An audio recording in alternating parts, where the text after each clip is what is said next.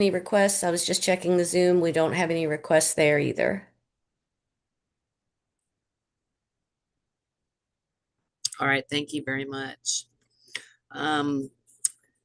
I don't have a chair report, just to say that we should reflect on the life of the late John Hodges and for the good example that he had left for us all, and we'll keep his family in our thoughts and prayers. But other than that, we'll move on to item number 7, the 24-27 fiscal year transportation improvement tip amendment. And the first project is the Smart 26 I-64 exit 211 interchange improvement project. And do we have Will Heller to give a presentation on that, Ms. Scott? Yes, we do. Yes, Will. And Thank I you. can go ahead and share my screen. Let me see. All right. Is everybody able to see that all right? Perfect. Yes, thank you. Okay. Thank you so much, Madam Chair. I have a few items for y'all today, beginning, of course, with a tip amendment on the existing I-64 exit 211 interchange improvement program. So for those of you who attended the CVTAC or the CVTA TAC meeting yesterday, this is a complement to the project that was discussed, and it allows us to obligate the federal funding to this project. So this amendment is being requested by VDOT, and it would replace the UPC of the existing project with this current UPC, so UPC 127838. This project is funded through a successful smart scale bid from round 6 by New Kent County. So this project is an involved intersection improvement project with various highway, bike, and ped improvements. In addition to converting the existing interchange into a 4-lane diverging diamond interchange and constructing a new 2-lane bridge over I-64, highway improvements include new traffic signals at the DDI intersections between I-64 east and westbound ramps and Route 106. And improvements also include installing 230 feet of median on Route 106 from Jimmy Burrell Lane to the existing median, and then widening Route 106 to 4 lanes from Jimmy Burrell Lane to the New Kent Visitor Center, and then constructing a right turn lane at Route 106 and Speedway Road. So there's also bike and ped improvements in this project, which include around 4,000 feet of a 10-foot wide shared use path on the western side of Route 106 between the proposed Bucky's Boulevard and the Love's Truck Stop. And then within this, there will be 11 total shared use path crossings along the project's corridor. So here we have the tip block shown from VDOT. And our request today is that the TAC recommends approval of the proposed tip amendment as requested by VDOT. If there are any questions, I'd be happy to take them. And I'll just stop sharing my screen while there is discussion. Madam Chair, I move to approve this tip amendment for exit 211 diverging diamond interchange project. City of Richmond, I second. Thank you, Ms. Inman and Ms. Dorona. Janice, if you would go ahead and give us a voice vote or roll call. Miles, does this require, I think this was a voice vote, is that correct? Yes, I think a voice vote is fine, Madam Chair. So just ask for all in favor. There's no other discussion. All in favor? Indicate aye. Aye. Aye. Aye. All opposed? Any abstentions? The motion passes. Thank you, Ms. Scott. Very good. Kudos to Amy getting that project off the ground, much needed over there on 106 in New Kent County. Very good. The next item on the agenda is fiscal year 24-27 project improvement for the Smart 24 I-64 at Ashland Road interchange. And if you would give us a review of that. I can do that. All right. So this amendment is also being requested by VDOT, and it updates funding for the existing Ashland Road and I-64 interstate or interchange improvement project. This project also comes from a successful smart scale round 5 bid, this one by Goochland County. So this interchange project will reconstruct the existing diamond interchange into a 4-lane diverging diamond interchange. And then additional improvements include a new 2-lane bridge over I-64 with traffic signals at either end of that bridge, as well as construction of a 2-foot paved shoulder and widening the on and off ramps. Again, we have the tip block as provided by VDOT. And our request is that the TAC recommends approval of this proposed tip amendment as requested. And again, I ask if anyone has any questions.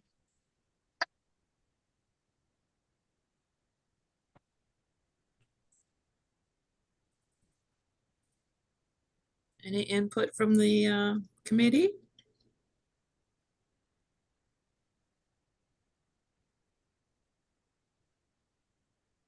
There's no discussion. We can entertain a motion for approval. Madam Chair, I motion to approve this amendment. Second. Thank you, Ms. Scott. If you would do a voice vote of the members. All in favor, please indicate by saying aye. Aye. All opposed, nay.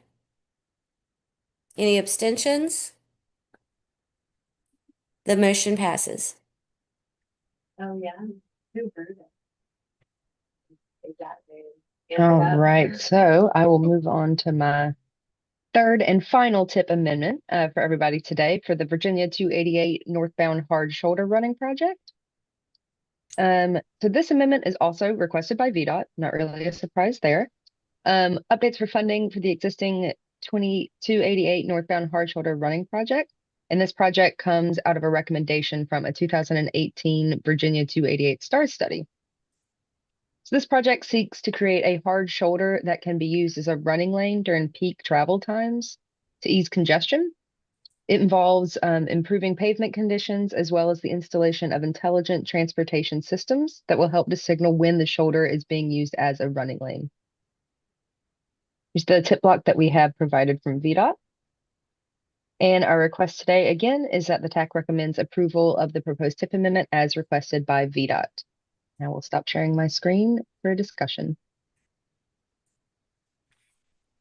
Thank you, Will. Madam Chair. Yes, Deborah. Yep. Diana here. I make a motion that we recommend approval of the proposed tip amendment as requested by VDOT. Thank you. Is there a second? Karen Smidler, second. Thank you, Ms. Scott. If you would voice vote, poll the members. Yes, ma'am. All in favor, please indicate by saying aye. Aye. Aye. Aye. Any opposition? Any abstentions? That motion passes. Thank you, Ms. Scott. Moving right along to item number 10. We have the fiscal year 27 through 30 transportation improvement schedule. If Will would give us an update on that. Yeah, all right, so this is my final item today. And it's just to really make you all aware that we're beginning the FY27, FY30 tip update. So I'll give a little bit of a refresher. I know that we have a few sort of newer people now on the TAC. So as a refresher, the TIP is the region's collaborative list of transportation investment priorities over a 4-year period. The TIP includes all transportation projects that are federally funded, as well as those that are regionally significant, regardless of the funding source. In addition to being a list of transportation priorities, the TIP also functions as an obligation document and commits the Federal Highway Administration and/or the Federal Transit Administration to reimburse the state for the federal share of projects' eligible costs. So the current TIP will run through federal fiscal year 2027, and staff has begun coordinating with GRTC, VDOT, and DRPT to develop the updated FY27, FY30 TIP. The 2730 TIP is anticipated to be adopted at the end of May 2026. So developing the TIP is an involved process that includes updating the TIP document, as well as reporting on the air quality to demonstrate compliance with the Clean Air Act, as well as an MPO certified self-certification process. This table shows the anticipated completion for major tasks, particularly those that are included for TAC or policy board review or action. So our next steps are to continue coordinating with transit and state agencies to develop the draft project list for the next step. Staff is in the process of sharing the project list with member localities for review, and we are expecting to have a finalized draft of the project list by the end of August. Anyone have any questions?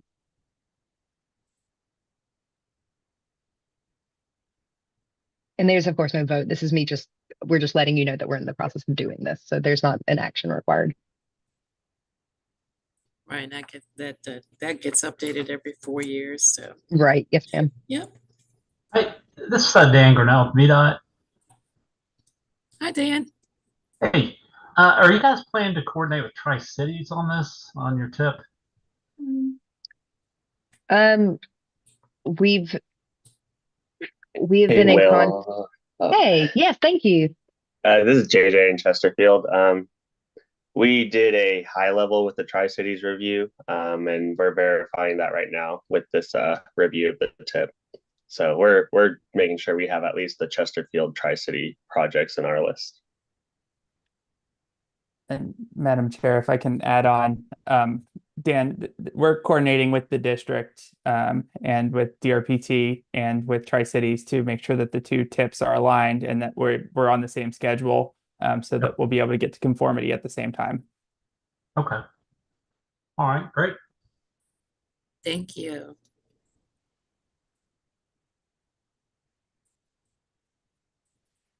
Any other questions? If not, we'll move along to a presentation by Colin Birch on the Virginia Passenger Rail Authority for an update on their projects. We have. Sorry, can you hear me, everyone? Yes, Colin, thank you. Okay, great, thank you. Let me do a quick screen share real quick.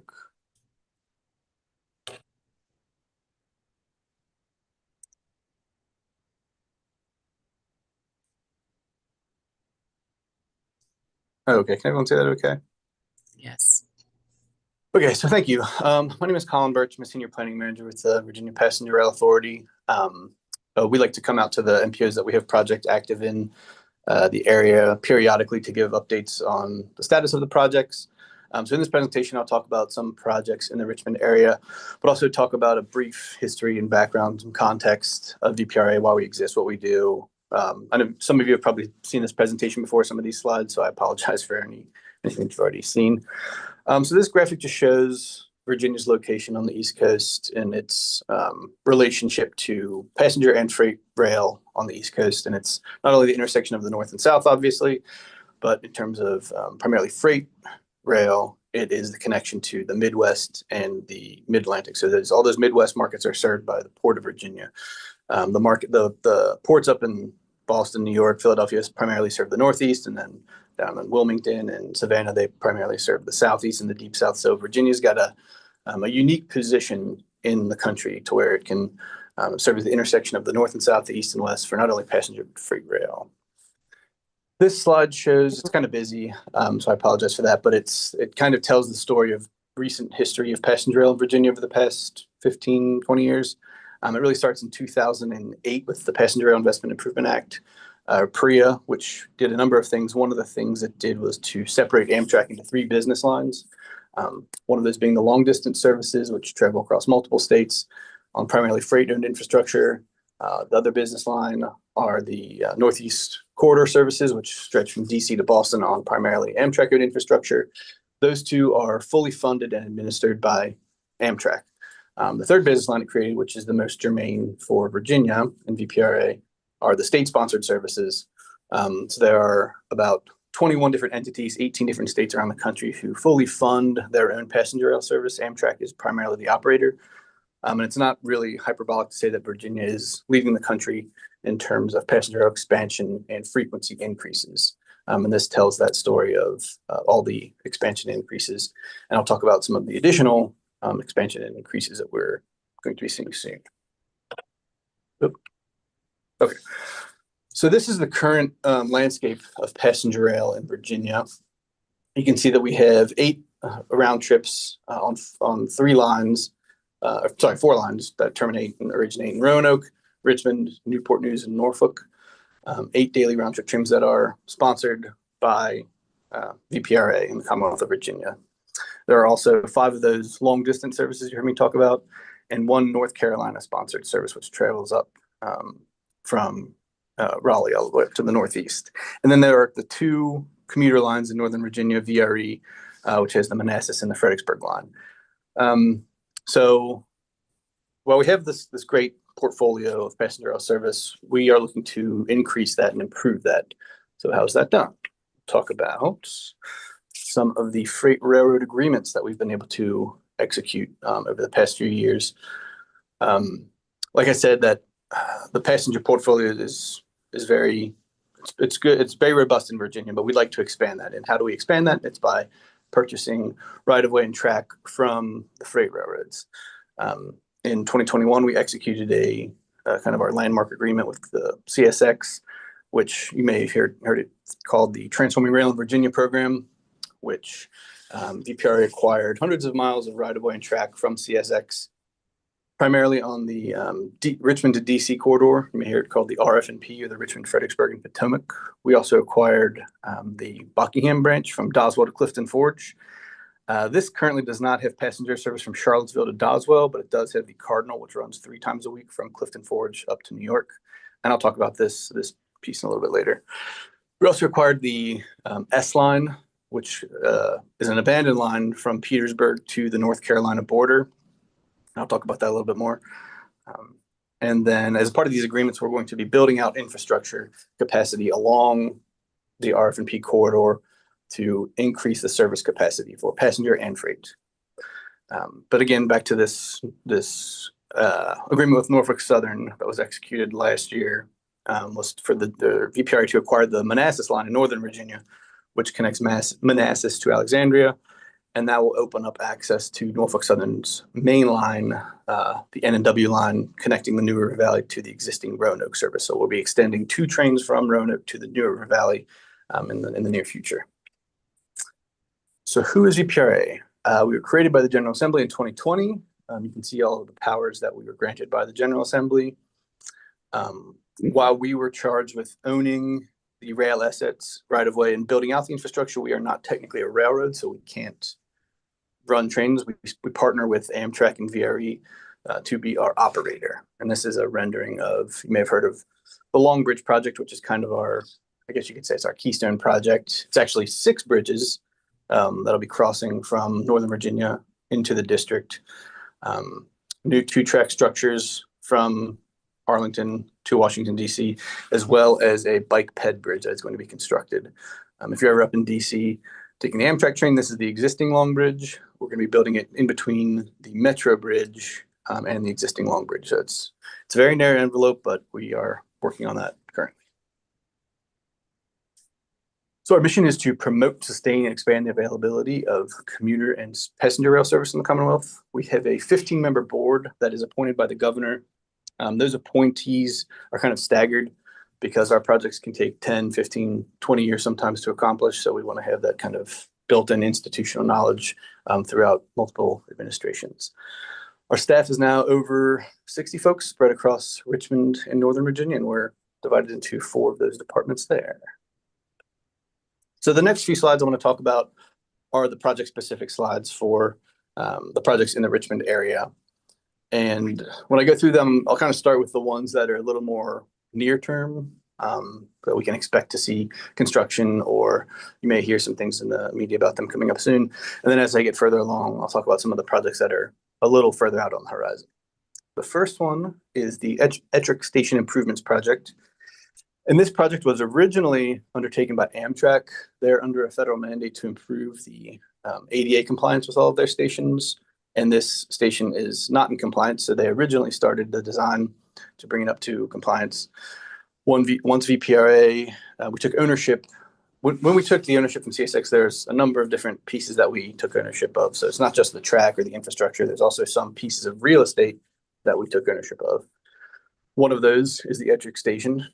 Once Amtrak saw that we had taken ownership of the Ettrick Station, they said, you guys could be a good lead for this project. So we took it over, and we had to reconsider a couple items in the project. So along with doing the ADA compliance, improving the platform, the accessibility to the building, installing some lifts to access the trains, because there are only 2 stations currently in Virginia that have level boarding platforms, Roanoke and then the new station in Newport News. So a majority of these stations are only 8 inches above top of rail. So getting on the trains will need wheelchair lifts. So that's going to be installed here. We're also going to be improving the platform. There are a number of holes in that platform. Doesn't really serve a purpose if you're a platform and can't keep people dry. The canopy is being replaced. The platform is also being improved at a tactile edge and bringing up to some standards. ADA accessibility to the building to include the ticket counter. We're also going to be improving the parking lot there, repaving it, striping it, some electrical work in the interior of the building, some lighting in the parking lot. And then also we're going to be improving the storm water there. When it rains, it tends to pond there. So we're going to be improving the storm water. You heard me mention how VPRA took ownership of the Ettrick Station. This project is more of a study than a project, and it's kind of a new thing for VPRA. Typically, we trace our lineage to the Department of Rail and Public Transportation, and they still have their rail arm, and the rail arm at DRPT is responsible for long range planning, kind of writing the playbook, and then we execute. But for the Ettrick Station, since we own land, we're a landowner, we're going to be doing a TOD study around the station to seek to improve the conditions at the station.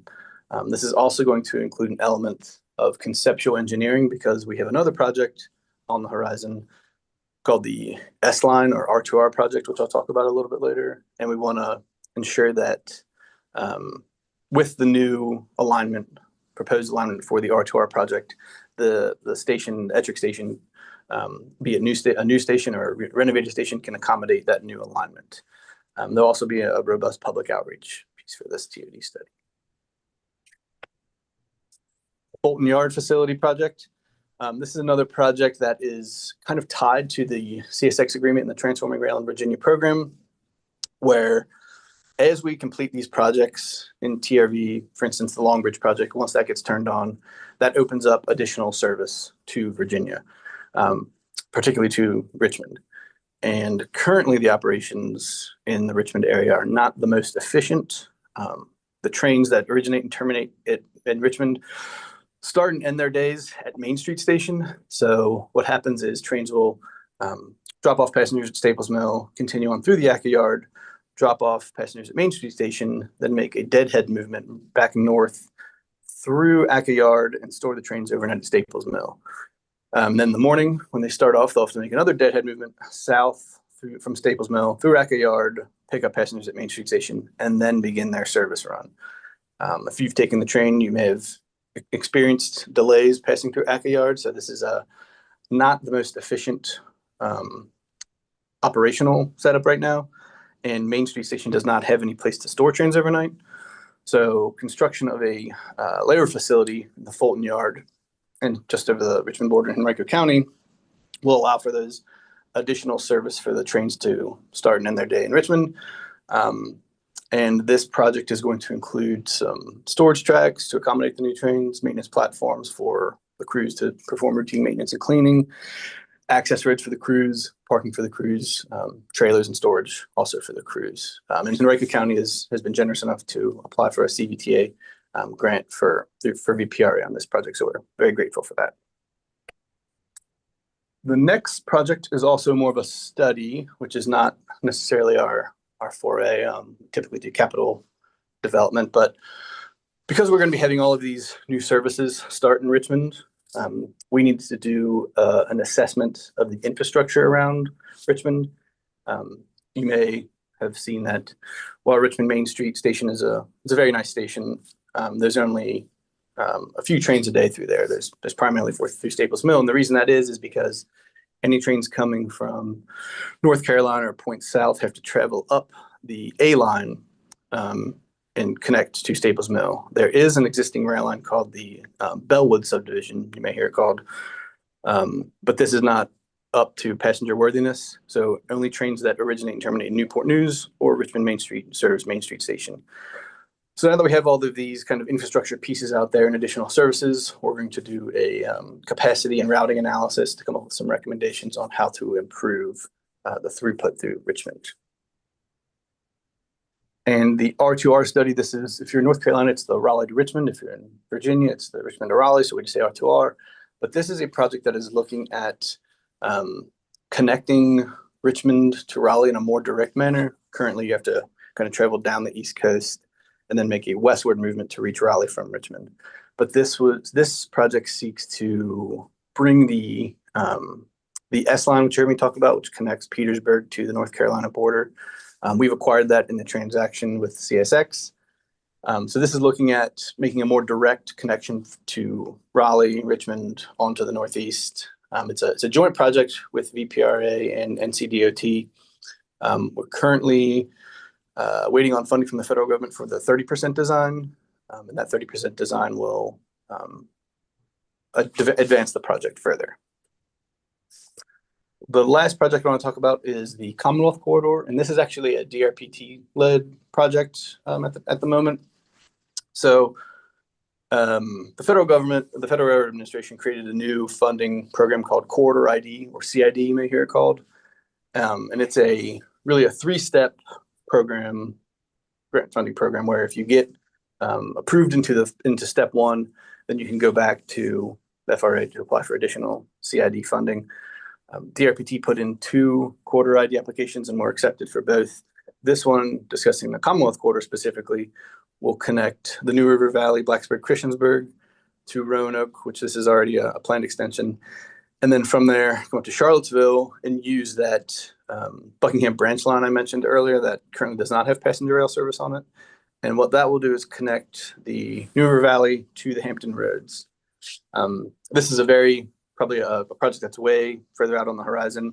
DRPT has been accepted into the CID program for step 1. So they are currently developing the scope, schedule, and budget. And they plan to move on to step 2 and step 3 in the coming years.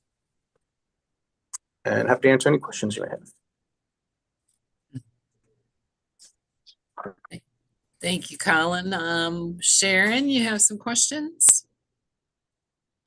With that alignment you just presented, connecting to, I think it was Buckingham Branch, it was called between, yes, thank you for calling out that. So it connects Charlottesville to the Staples Mill Station. And on one of the previous slides, I saw Doswell, which is north of there. Is it still, which one is it? Is it still Staples Mill? Or maybe I misunderstood. Forged to Doswell. There is an existing Y at Doswell, so the 2 Buckingham Branch and the RFP can connect at Doswell. And then it would, in theory, it's all still conceptual, but yeah, in theory, the service would then continue south. Okay. Okay. Thank you. Staples Mill. Thank you, Amy. You have some questions? Okay, yeah. Oh, thanks, Madam Chair. So on that same line, I had a question for the Commonwealth Corridor. Are you expanding that right now if there's only freight rail? It's pretty busy. That's correct. And this is a DRPT-led project. Okay. So yeah, the DRPT project, it's a 3-step process. You can see over here for the Corridor ID. They're just in the scope, schedule, and development phase. So the scope would be, where's the train running? The schedule would be, how long is it going to take to do this overall project? And then the budget development to figure out how much this would overall cost.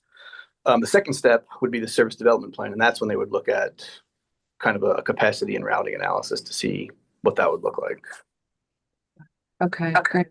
I think it's really important to note that all the work that VPRA is doing, these are major significant projects in the Commonwealth, and it shouldn't go unnoted of the significance of their work. But I also think it's worth noting, going back prior to 2008, which, when you looked at his chart there from the timeline of all these projects that have been going on for decades, and the people involved in that, Kevin Page, Bruce Wingo, Whit Clement, just a huge amount of people that Thelma Drake, who have really been the ones to spearhead a lot of this and put rail literally on the Virginia map. So I just think it's important to note also the work that DRPT has done historically, leading up to the development and the creation of VPRA.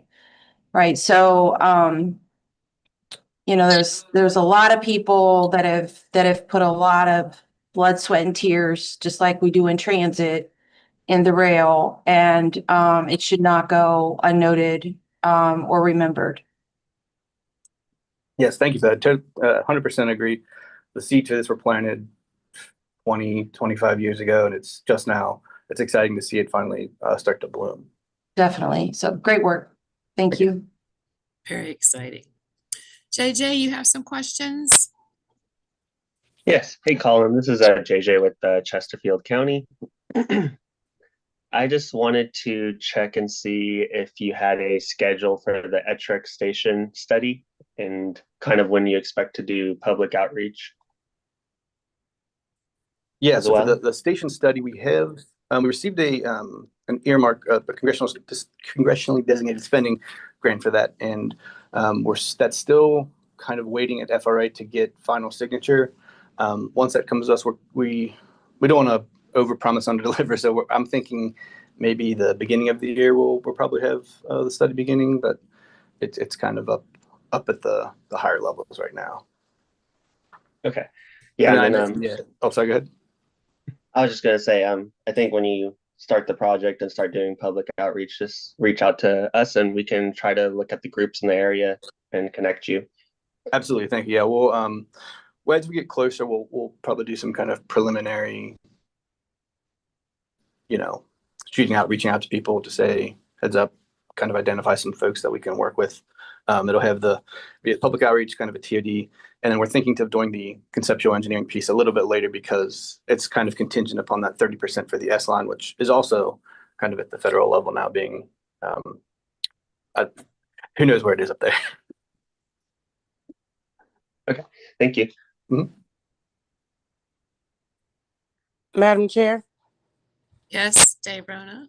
Yep. Thank you, Diana with the City of Richmond. Thank you, Colin, so much. And to the Passenger Rail Authority for all that you've been doing. Definitely for the City of Richmond, with the foresight. I was definitely going to ask, did you get a CVTA slot in? So I was excited to hear that. And I look forward to really incorporating some of these ideas into our funding programs at the locality level so that we can definitely move towards that vision that we all see, because of course, passenger rail is really, also transit, and they're very important ways to move about the region. And again, thank you so much for all your work. Oh, thank you so much. Yeah, we'll definitely be coordinating with the City of Richmond as well, because we have, the Fulton Yard project, obviously, but we could have some additional things coming up in the future. Thank you. Any other questions for Colin? Well, thank you so much for all your hard work, Colin. Very informational, and we certainly hope you get that 30% design Fed money. We'll be hoping for that, and it would be interesting to see if we could get some service to Charlottesville and South Hill, and that's very exciting. Great.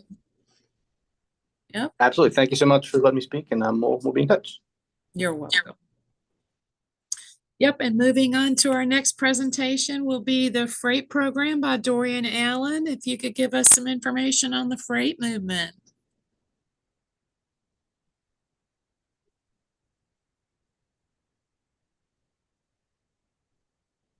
All right, good morning, everyone. Thank you for your time today. My name is Dorian Allen. I've addressed many of you during a myriad of our LRTP Advisory Work Group Committee meetings, and it's exciting to be able to switch over to the freight side and let you all know what we're doing with the freight program here at Plan RVA. So basically, just want to give you an overview of the presentation. Just want to speak briefly about what is freight. I want to speak about what are some of the trends and issues that are facing freight movement today. What is the role of the MPO in addressing a lot of these issues? And then what are we doing internally within our planning endeavors to address freight movement in the region?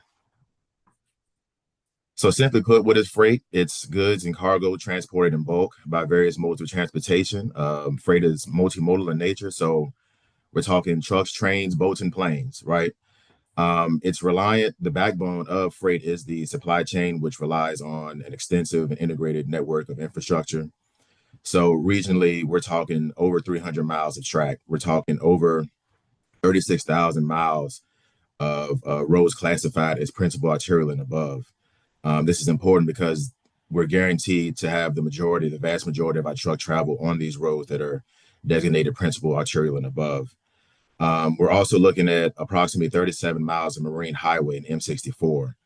So we really have to understand how our part cargo is moved and how that coincides with not just our region, but interregional cooperation with the Port of Virginia. And then we also have the Richmond International Airport, which handles over 200 million pounds of cargo a year. So this is basically the supply chain. I want to go down just briefly what that is. It starts with resource development, and then it moves on to heavy manufacturing, where those resources are processed.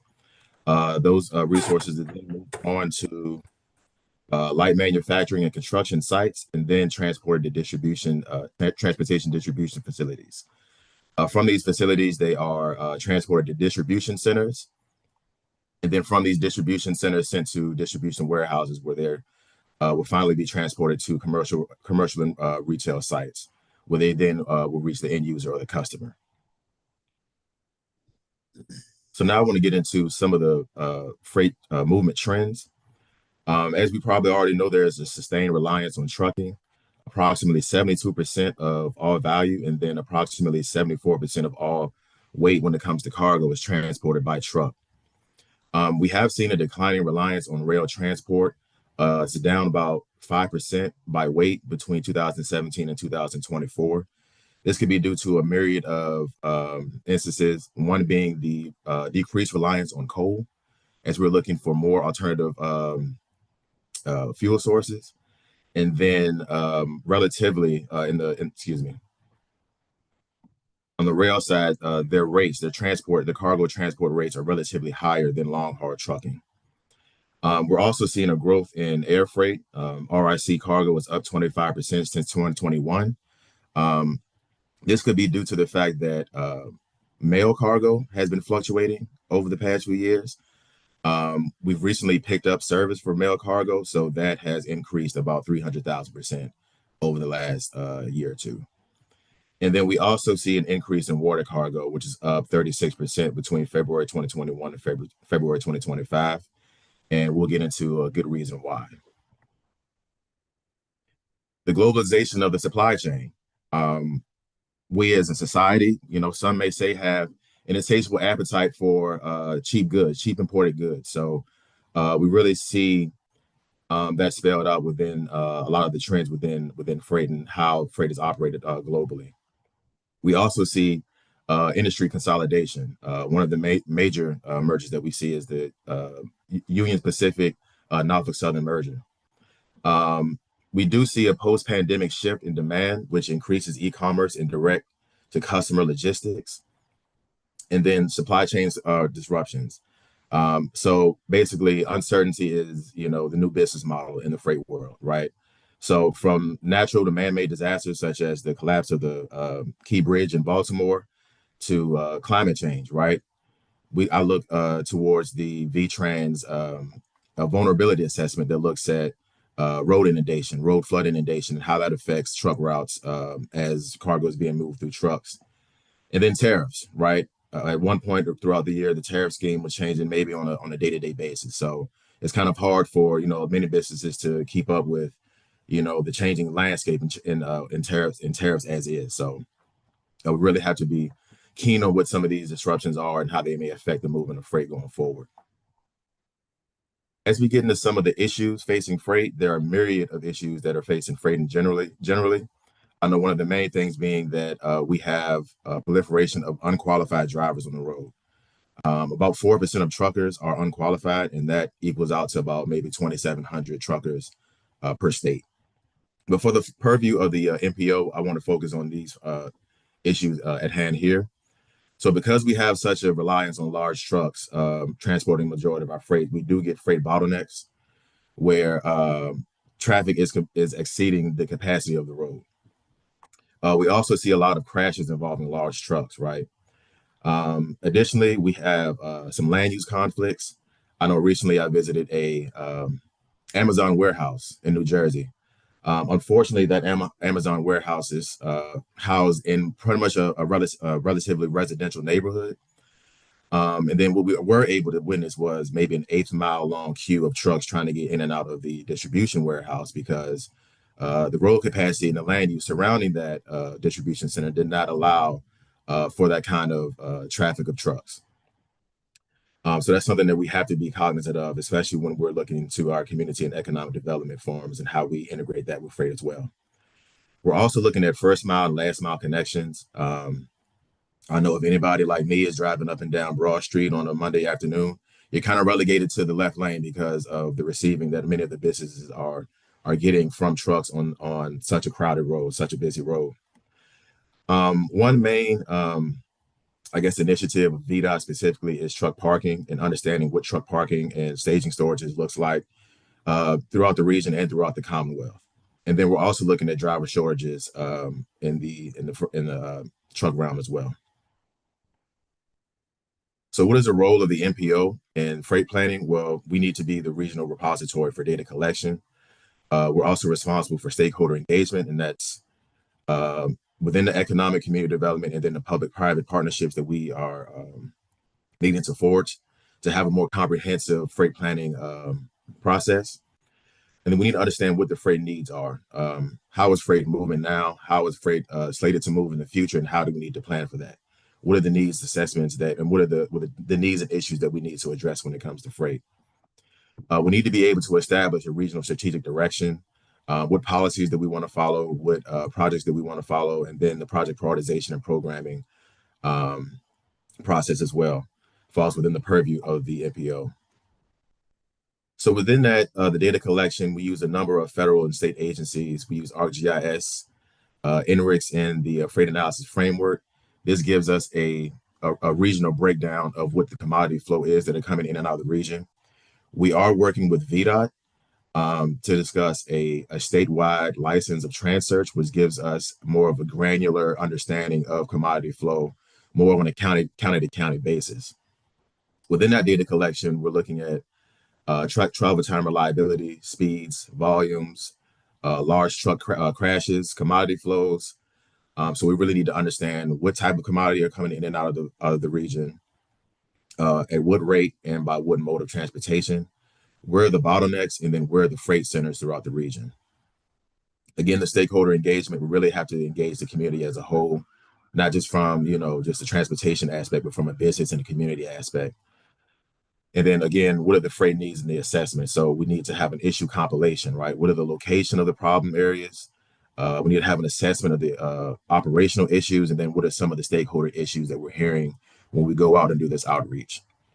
We need to have an assessment of long and short-term goals and objectives and how they coincide with freight planning generally.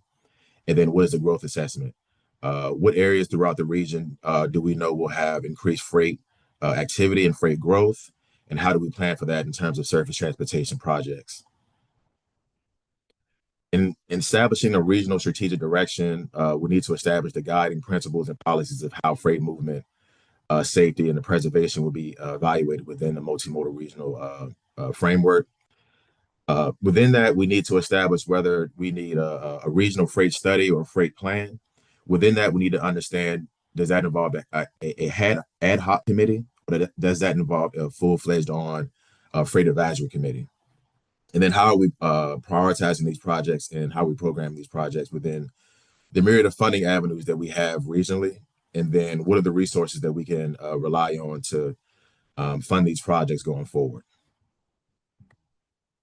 So what are we doing here at Plan RVA? So within the Plan RVA FY 2026 UPWP, we have task 7340, which is to develop and implement a strategy for efficient and reliable movement of goods in the region. This involves conducting a literature review of freight best practices to inform and update intermodal studies. This is not just, looking at handbooks and looking at different documentation, but this is also going out and reaching out to other MPOs to understanding how they're best tackling their freight issues in their region as well, and what of their process can we internalize and use for our own planning endeavors. We need to be able to, we're consolidating freight data into the regional freight database, supporting freight related analysis within the comprehensive economic development strategy. Again, we need to be able to look at freight not just from a transportation perspective, but from an economic development perspective as well.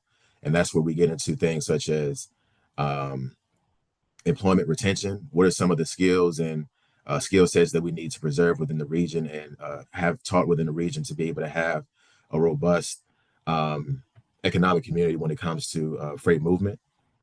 We also need to develop a freight program overview and dashboard for websites to facilitate data sharing. We want to be able to have the data on hand that shows, again, the commodity flow. What are some of the freight assets that we have in the region?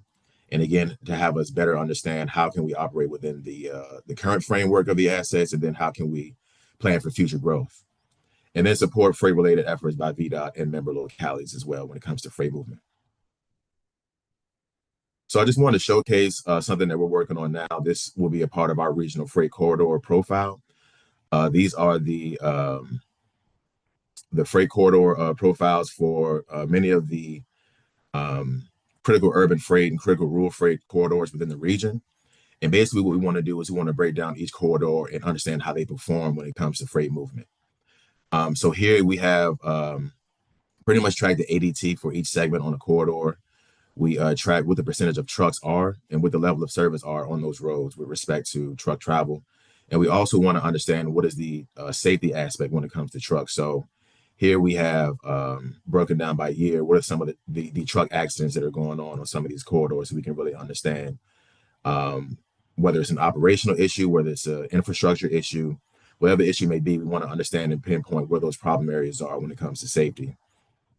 And then we also have a land use profile. So what are the adjacent land use regarding these freight corridors? So, where are the airports, where are the distribution centers, where are the commercial and industrial land uses where we can, guarantee that freight movement is going on in those areas, and how they coincide with the route highlighted. And just wanted to show you some of the, big urban freight corridors throughout the region. So this is 295. The previous slide was Interstate 95. And again, we want to make sure that we're capturing how these corridors are performing when it comes to freight movement, safety, congestion, and reliability. So what are some of the other planning activities that we have on our slate? So of course, as some of you may know, we have our Port of Virginia tour September 4th. And the purpose of this is to really showcase the power and the magnitude of freight movement throughout not just the region, but the Port of Virginia as well, and how that coincides with interregional cooperation with respect to the Richmond Marine Terminal. And we want to make this a recurring thing. We want to make this like a recurring, field visit. So visiting the air cargo area in RIC and Amazon facilities and distribution warehouses. Again, we want to make sure that people are keeping their minds, on freight and the power of freight and the importance of keeping up with freight trends and where freight is being activated throughout the region. We want to be able to provide recurring updates on the state of freight. Freight is an ever-changing landscape, so it's incumbent upon us to be able to inform not just our members, but the public about what those trends are and how we intend to plan for those in the future. And then we're setting the foundation for further freight studies, right? So integrated freight planning. What is the nexus between freight and other modes of transportation, right? I'm thinking specifically, what is the nexus between freight, transit, nexus between freight and active transportation, where we can find certain things in common, such as dedicated right-of-way, dedicated space for picking up and dropping off, things of that nature. We need to be able to have a freight forecasting study. So a part of our future and scenario planning, we need to understand where is freight going and how can we plan for that. Again, with our surface transportation project prioritization and programming. What does the workforce development plans look like? So this is the offshoot. This can be an offshoot of our comprehensive economic development strategy, where we look at workforce retention and what are the skills and things of that nature that we need to be able to hone in on to make sure that we're having a robust, freight community of workers. And then a freight resiliency study, understanding what are the environmental impacts of freight within the region. So I just wanted to break down what we're doing here at Plan RVA, and I am happy to take any questions.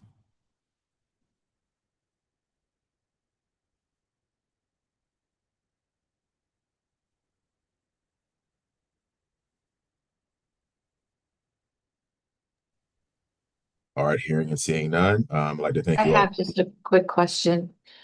Great presentation. Oh, sorry, Madam Chair.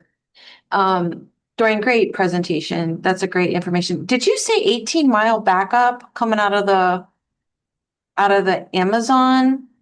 Did you say up in New I'm sorry, Jersey? an eighth of a mile backup, eighth of a Eighth of mile. a mile. Okay, I thought you said 18 miles. Like, oh my gosh, there's no way. Eighth of a Oh yeah, mile. Okay. that would have been ridiculous. Yes, an eighth of a mile, and Eighth again, of a mile. that really shows the nexus between land use and those type of activities where, normal everyday traffic cannot flow, as needed because the land use does not coincide with the operations that are going on at the warehouse. So, we really Gotcha. were able to showcase how problematic that can be within an urban setting. Yeah, for sure. Well, great presentation, Dorian. Thank you. Thank you. Any other questions from the members? Yeah, and I did have a question, Dorian. You had given a presentation in your slides about 95 and 295, but will the MPO do any study area on the 64 east-west corridor as well? Oh yes, ma'am. That was just a showcase of some of the routes, but our intention is to do all the interstates and then the critical urban freight corridors and critical rural freight corridors, and then extend that to the roads that we know coincide with increased freight activity. So anything around the Commerce Road corridor, that area, we want to make sure that we capture that as well. So it's going to be a lot more comprehensive. This just wanted to show you a snapshot of what some of the work entails. Very good. Thank you. And thank you for your presentation. If there are no other questions for Dorian on freight, we're excited about getting some of those studies off the ground. We know we move a lot of freight through our area here on 106 and 64, so that's good to start a study on some of the freight efforts. Moving on to item 13, and I just wanted to check in with Janice. I seen her hand up a while ago. Did she have any questions for us at this point? Are we ready to move on to the next item? Okay. Sorry All about right. that. That was an accident. I don't have Oh, any questions. Thank okay, you. just checking in with you. Thank you. Okay, so if we are ready, we can do a transportation agency update with DRPT, Mr. Wood Hudson. Sure, I have 3 items to share with everybody today. First off is on July 23rd, we hosted our FY26 post-award webinar, and we have posted the meeting recordings to our YouTube channel for those of you that were not able to attend. Secondly, we have a NTI course coming up September 15th and 16th. This is State and Metropolitan Transportation Programming, and it's being hosted at Plan RVA. There are limited spaces available to still sign up for those of you that are interested. Lastly, Smart Scale Round 7 is right around the corner. As part of this round's requirements, if you are planning a transit-focused project, or rail, excuse me, you must reach out and make contact with DRPT before October 31st of this year. I'm going to drop in chat the contact information for who you need to reach out to, but these are projects that are primarily transit or rail focused. So these are not the type of project that is, a streetscaping and including some shelters. You don't need to reach out about that. But if you are building a transit center, if you are installing, creating light rail stations or something like that, where the primary focus is transit, you need to be touching base with us prior to October 31st. That concludes my updates. I have all the links in the chat, and I will hit send on those now. Happy to take questions. Thank you, Wood. Thank you.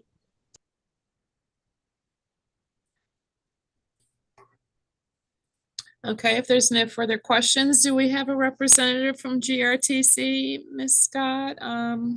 We do. It's Corey Robinson. Hi, Corey. Good morning, everybody. Good morning. Yeah, I just have a quick couple of updates. So July has been a month of growth and new connectivity for Link microtransit riders. Um, with the new Sandston and Powhatan zone boundary updates and expansions, bringing lots of new ridership in these newly serviced communities. Looking forward, changes slated for the fall regarding microtransit include a new Broad Rock Link Zone launch, as well as we are retiring the Route 56, whose service area is now fully encompassed by the newly expanded Sandston Link Zone. So these zone additions and adjustments will improve coverage, connectivity, and reliability for riders in all of these new service areas. Additionally, GRTC completed the first round of public engagement for transit-oriented development of the North-South Pulse extension. Through a series of virtual workshops, this fall, GRTC's consulting team will begin developing corridor and station area recommendations and host some in-person meetings for public engagement on the project. And a final report for that is expected in winter of 2026. Finally, we are happy to announce that the Tap into Transit Day was a huge success, generating a lot of strong community engagement and awareness of our zero fare program and initiatives. GRTC has also had the opportunity to lay the groundwork for future fundraising efforts to try to sustain and maintain zero fare going forward. So keep an eye out for what is next. And that concludes my agency update for this month, and I can try to field any questions anyone may have. Thank you, Mr. Robinson. Any questions for Corey? Well, good job on your Tap into Transit event. Glad to hear you had a nice turnout on that. So we'll move on to an update from John O'Keefe with Ride Finders. Thank you, Madam Chair. Yeah, to piggyback off of what Corey said, it was a busy month for Ride Finders in July. We also attended the Tap into Transit Day event and hosted a table where we focused on promoting van pooling. As he said, it was very well attended, and we look forward to the future TAP events there. We also assisted GRTC's planning department with the distribution of the public timetables to the area businesses and organizations and libraries. We contacted the Creator PDC, the Hopewell Prince George Chamber of Commerce, and SOVA, which is the Southern Virginia Regional Chamber of Commerce, to coordinate participation in the Tri-Cities Night at the Diamond, which is tonight. So I encourage anybody who may be going to the Diamond tonight to swing by the Ride Finders table. We'll be there down at the bottom level. So come by and make sure to say hi. We also participated in the On the Square event, which is open to the public, but is usually, attended by the state employees. We talked with like 37 state employees, many of them for VDOT, who are moving to the new location in Hanover. It's my understanding that's been updated, and several of those people are be there next week versus the beginning of the year. So we're working diligently with a lot of those people, with the formation of van pools and carpools. We also discussed some outreach plans. We've got TDM week starting up September 15th through 19th. We're including engagements at park and ride lots that serve transit and van pools, such as the Gaskins and Glenside. And we're also planning to visit the Bottoms Bridge Park and Ride in New Kent, as well as the Target on Brook Road, right there in Henrico County. We also started 2 new 7-passenger van pools from Newport News to the Defense Supply Center, Richmond. We're continuing to do more outreach at the farmers market. We were in Powhatan talking about the GRTC Link transit service and distributing giveaways and capturing photos and distributing information on van pooling. We hosted the GRTC Ride Finders Advisory Council meeting. And talked about the connecting VA Ride Home Rewards program. And lastly, we completed the confirmation paperwork for the FY25 audit. Sorry for the long update, but as I said, we were very busy this month and just kind of wanted to give you all a snapshot. Be glad to answer any questions anybody may have. Thank you, John, for all the hard work in July. Thank you, ma'am. Any questions for John? All right, then we'll move on to an update from Larry Hagan at VDOT. Morning, everybody. So before I get into the update, I had shared with you all when we met in person that we had a new assistant planning manager at the district, Naomi Syadmak, starting with us. Well, she's been with us on since I think was it July 10th. She's on the call now. Several of the things I'm going to mention, she's a key player in, and we're going to be working toward having her transition to be our VDOT Richmond District TAC rep. Probably I'm thinking Miles next month or the month after. We'll work that out, and if it's all right with you, I'll send you an email letting you know the specifics on that. So let me get to the agency update. Do have a few items to share. So the first item has to do with Smart Scale Round 6 at the July CTB meeting. Brooke Jackson provided a review of Smart Scale Round 6. And importantly for all of us, she identified a few items that they're saying folks should keep in mind as they build their applications for round 7. And to us, it feels like they're just reiterating to the rest of the state what we did so well in round 6. So they mentioned 3 things that would lead to successful applications. 1, focus on VTrans priority 1. And 2, need locations, because the benefit score is the project's impact on needs and problems in those areas. 2, identify the right solutions to address those needs through value engineering. And 3, improve cost effectiveness for the projects by reducing as best as possible risk and contingency before you get into the application. So 3 good things to keep in mind for Smart Scale Round 7. And Naomi will be the district point of contact for Smart Scale application process. So feel free certainly to reach out to her at any time, specifically if you are thinking about an application and want some advice on how best to position it.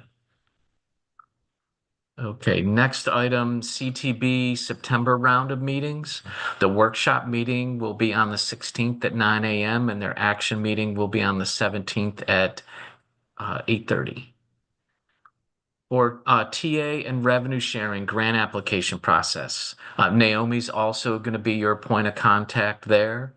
The Smart Portal opens August 15th for full application development and submittal, and it closes a month later on September 15th. Full applications are all due by 5 p.m. that day. When it comes to the Fall Line Trail, project-wise status update. So a couple good news items here. Design Build 1, Holly Hill Road to Walder Lane, and that includes the Chickahominy River crossing. So that trail is now open for public use. And then Design Build 2, Patton Park to West 100 Road, Chester Linear Park.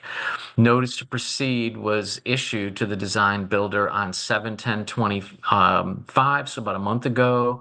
They started coordination meetings and working on the design for that project. So Fall Line Trail efforts moving forward in earnest. And that's it for me. Thank you for your update, John. Got a Holly Hill Trail open. We'll have to go check that out. Yeah. Mark Riblet in our office took his bike out last weekend and did a little ride on it and shared a couple pictures with us. So yeah, looks nice. Very good. Any questions for Larry from the members? All right, then we'll move on. Just to note that to check out the newsletter for the Better Together, and any TAC member comments from any of you all that you'd like to share with the committee.